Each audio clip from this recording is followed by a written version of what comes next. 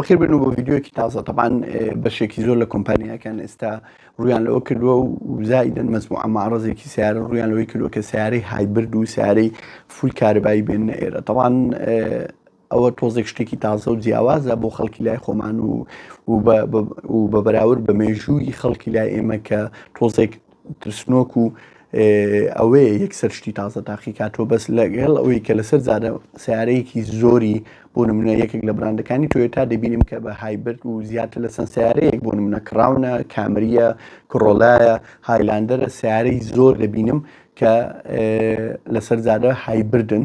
ئیتر ئەوە هەنگاوێکی باشە بۆ ئەوی خەڵک شتی تازە تاقیکاتەوە. هەروەها سیارەی هایبرد بەڕای من پێرفێکتە بۆ ئەو کەش و هەوای و ئەو بیئەی کە ئێمە لێ دەژین لەبەر چەند هۆکارێک ئێستا بۆتان باز دەکەم لەو ڤیددیۆیە. بەس لایکی ڤیددیۆکە لەبیر مەکەن و سەبسکرایبی چەناڵەکەش لەبیر نەکەن.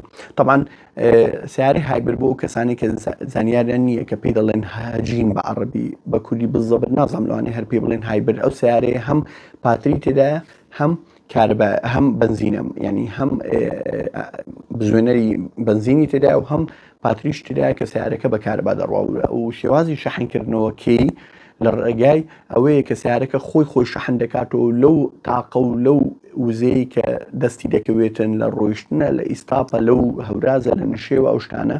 ئیتر ئەوە وەی لێ دەکاتن سیارەکە بۆ زۆر ئیقتصادی و ئیکۆنۆمیبی بۆ لای خۆمان کە بە تانکیەکی 45 لتر نزیکەی 1200 کیلۆمەتر پێی دەڕۆی. ئەو شتێکی زۆر عجایبە لەبەرەوەی یەکەمیشی بنزین لای خۆمان زۆر گرانە و کواڵیتیشی زۆر خراپە.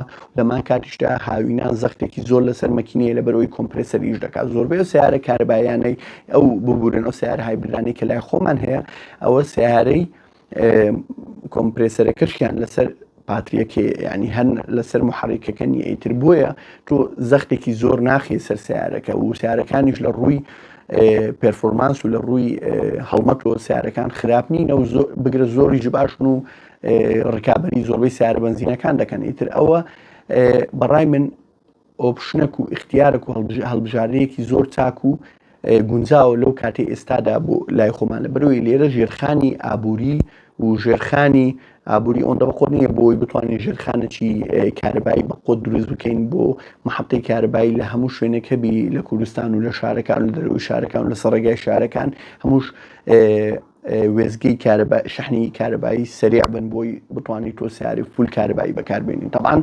هایبرد ئێستا باشترین اختیارە و سیارەی هایبردی زۆریش هەیە لای خۆمان کە نرخیان زۆر مناسبە لە ما کاتدا هەم ئەمریکیان هەم سفر بە بەراورد بە سیارەکانی تر. طبعاً مۆدێلێکی تری هایبرد هەیە کە لێرە زۆر کەمە لە ئەوروپا زیاترەیە کە پێ دێن پڵەگ ئین هایبرد. پڵەگ ئین هایبردی ئەوەش دوو ئەوەی تیا ینی بە تەواوەتی یەکەمیش بزوێنەرێکی بنزین تێدایە کە سیارەکە فول بنزینە و لە ما کاتدا مەچینەی ماتۆڕێکی کارەبایی فول تێدایە کە سیارەکە فول کارەباییە. ئەوە بۆ چ باشە؟ طبعاً تۆ بۆ نمونە تۆ تااقەتنی هەموو جارێ سیارەی شەحنکەوە سیارەکەت شەحن دەکەوە بەشی 150 کیلۆمەتر لەڕۆ نەک وەکو سیارە فول کارەباییەکان 400 و 500 شتیوە. ئەو 150 بەشی یەک ڕۆژ دوو ڕۆژ دەکات بە تەواوەتی کە دەگەڕێەوە ماڵۆری خێ سەر شەحن سیارەکە ئەتیادی فول کارەبای ئەوەندە ڕۆژ ینی هەموو فرمانەکانی لەو سیارەکی کێ پێی دەکەی و لێ خوڕینە تەبریدە هەر شتەکە هەمووی بە کارەبای ئیش دەکات 100. طبعاً ئەوە بۆچی باشەوە گوتم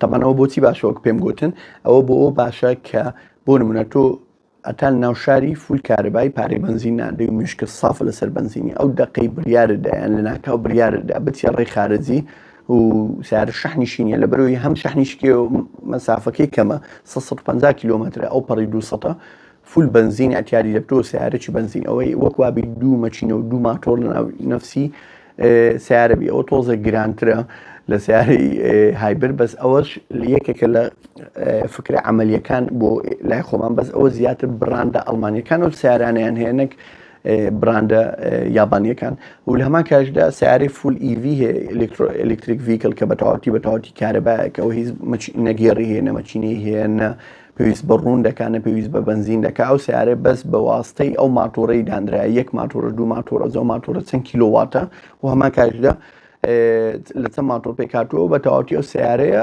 کارەباییە و ئەتیاری شەحنی دەکەی و پێی دەڕۆی.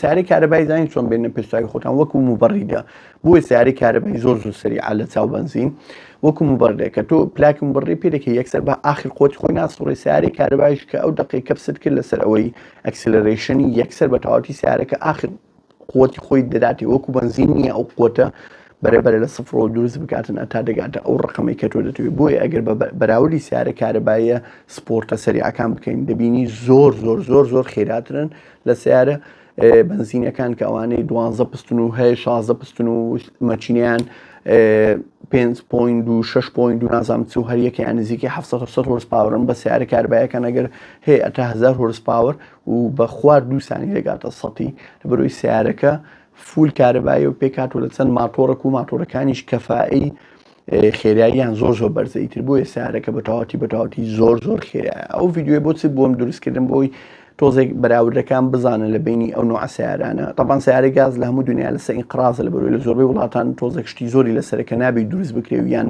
ناتوانن دروست بکەن وەکو جاران. ئیتر بۆیە سیارەی کارەبایی و سیارەی پڵەگین هایبرد ئێستا زیاتر بەردەستە. بەس بەڕای من ئەگەر خەڵک بیەوێ سیارەی بکڕی و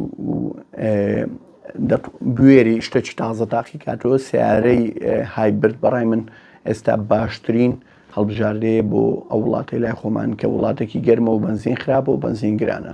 بە هیوای ڤیدیۆی تازە.